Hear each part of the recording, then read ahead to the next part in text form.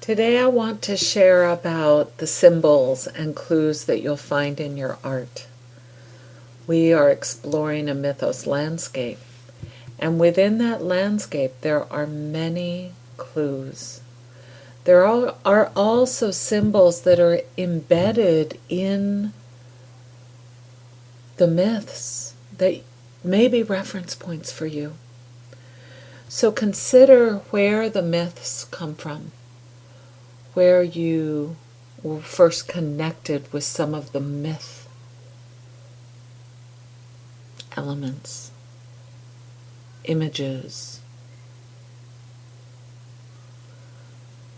Where and how do you connect with mythic landscapes in your own life, in your active imagination, in your experience, as reflections of qualities of emotion, of movement, of flow, of stuckness, of experience?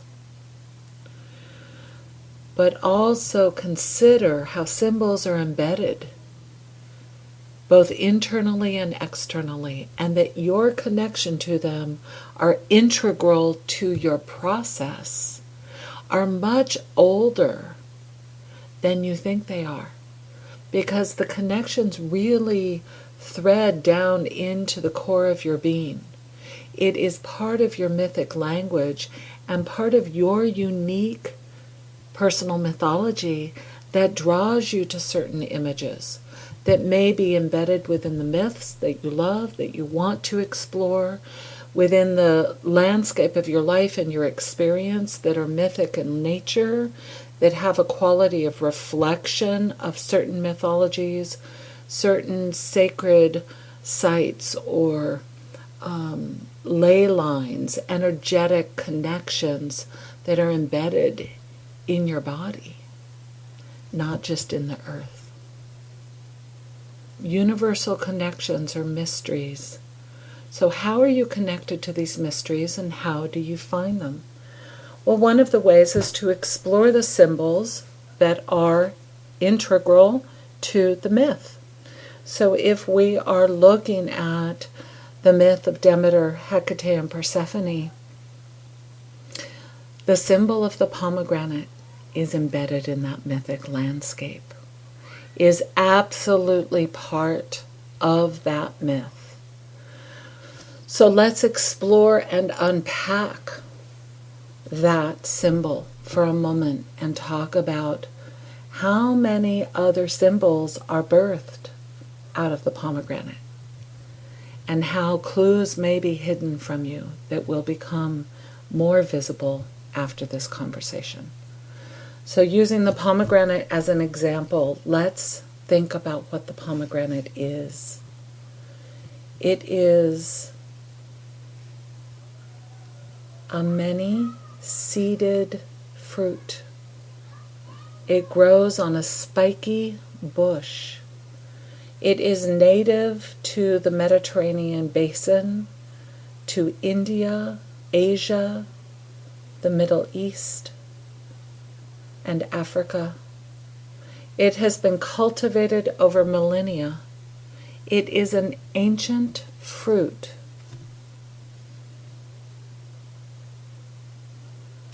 The pomegranate has been mentioned in ancient texts, Babylonian texts, the book of Exodus, Homeric hymns, and the Quran.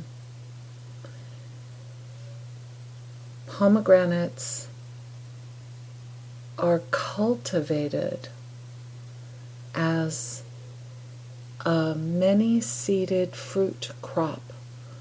They are useful for all kinds of applications, foods, juices. The entire fruit is used as medicine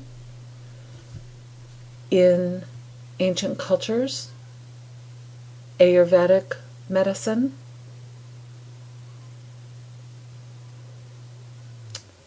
The fruit or the rind, it's actually called the bark of the fruit. The rind or the bark of the fruit is used as a traditional remedy against dysentery, parasites, that which does not belong in your system and needs to be flushed. The seeds in the juice are considered a tonic for the heart and the throat. Think of the significance of those two chakras, energetic areas. The fruit itself is classified as having a bitter or astringent taste, kind of between sweet and sour depending on its ripeness. So it's a counterbalance to fattiness, sweetness. And fattiness and sweetness is all about the deep earth. It's an earthy kapha typology. And so the pomegranate fruit is nourishment, feeds or nourishes or balances the systems with pitta, which is considered to be fire energy. And it is a blood builder. It's known as a blood builder. That's its medicinal quality. The fruit, the juice, the rind, the bark of the tree even have purposes, properties that are medicinal. These are ancient remedies, and you can look them up, but they may be relevant.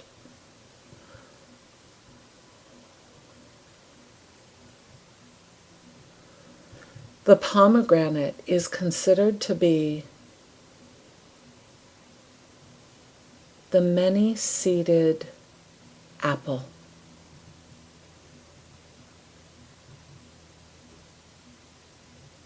It is a birthing symbology of a fruit that is ripe with many seeds.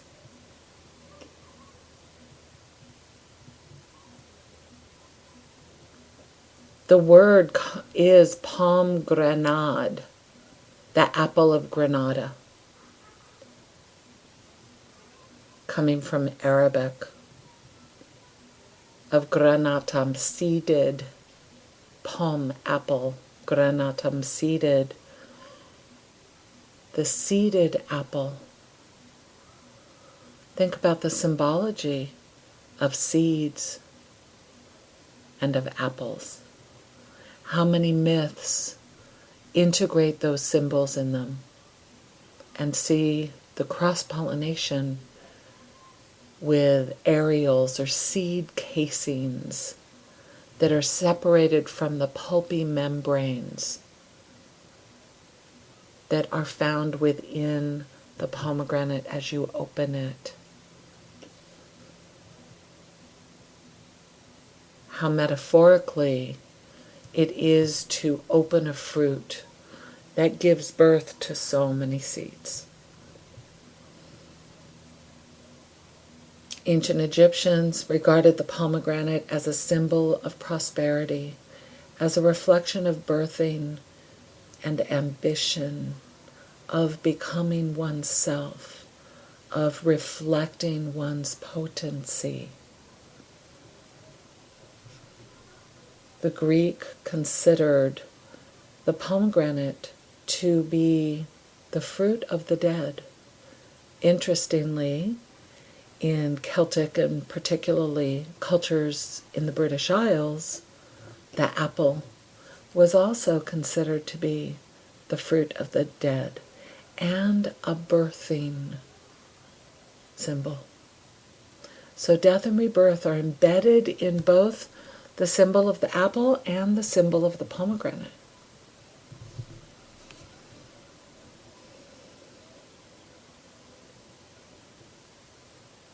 The pomegranate also evokes the presence of an Aegean triple goddess.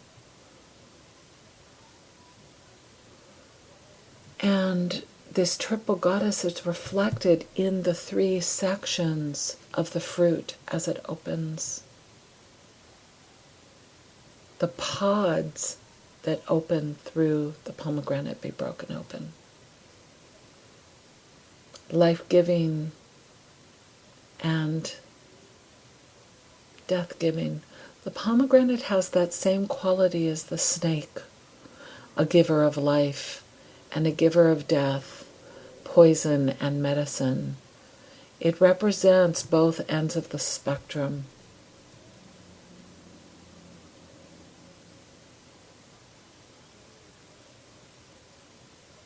And phases of a woman's life represented in the blood building and the blood letting of the fruit itself, representing the cycles of menses and all aspects of the triple goddess, many, many life stages of the triple goddess.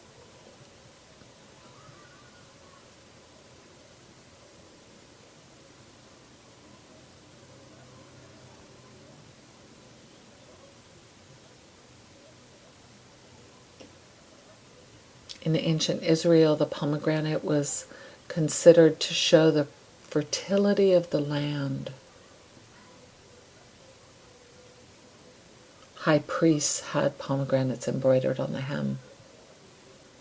This is the potency of the symbol that is drawn into patriarchal religious communities.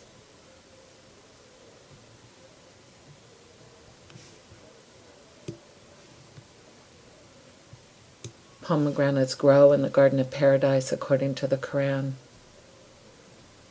Examples of good things that God creates.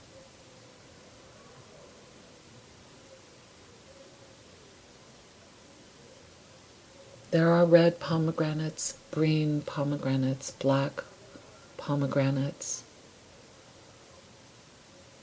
They have blood red fruit and white walls, fatty pulp. They really represent and reflect our own body with its tissues and connective buffers, pulpy, fatty connections that live between blood vessels and bone and skin.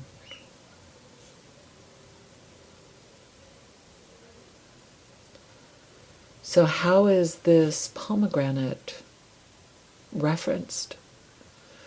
How do you recognize it? How do you find it if it is embedded in your art? Does it only show up as pomegranate, or does it show up as apple? Does it show up as seed? Does it show up as pieces of a puzzle, blood drops, tears, cycles of life, seasons, moons? How does the pomegranate show up? Red dawn, white walls.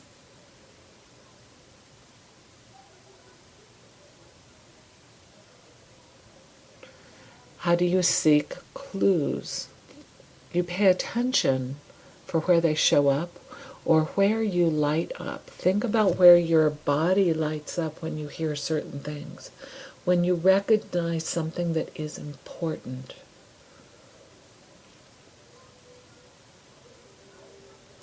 What is cracking open? Pomegranates crack open.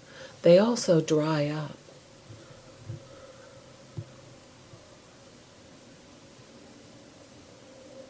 Apples wrinkle. They become smaller. Pomegranates mummify. They turn to dust inside, and they get hard on the outside. What is it about the life and the death cycle? What is it about cracking open and birthing? What is it about bleeding and woundedness and seeding and planting? Pomegranate bushes protect themselves with thorns. Apple trees bring bees and blossoms. What is the landscape that supports the pomegranate? Heat, light, Mediterranean climate. Apples have a different need. They need winters and seasons and rain and bees to pollinate them. Think about what you see within the images that you've gathered to you so far. Where are the clues? Look at the colors. Feel the connections that are loose, abstract, that hint at connections that maybe went unrecognized. What other apple myths might be present? Where is Eve? Where is the snake? Where is the garden? Where is the heat? What about other pomegranate-like fruits, figs, dark-skinned, cracking open to many-seeded centers? If you open an apple through its center, what do you find? A star. There are connections to be made through the symbols themselves that you need to open to find. So look for them in the way that you would follow clues, breadcrumbs on a path, tracking them, looking for them, understanding their distinctions, understanding that you are not always looking for what it seems that you are. So let this be a general example to using symbolic mythos journeying, and also searching for clues and cracking open deeper reference points for symbols themselves and how they may populate your art and your life.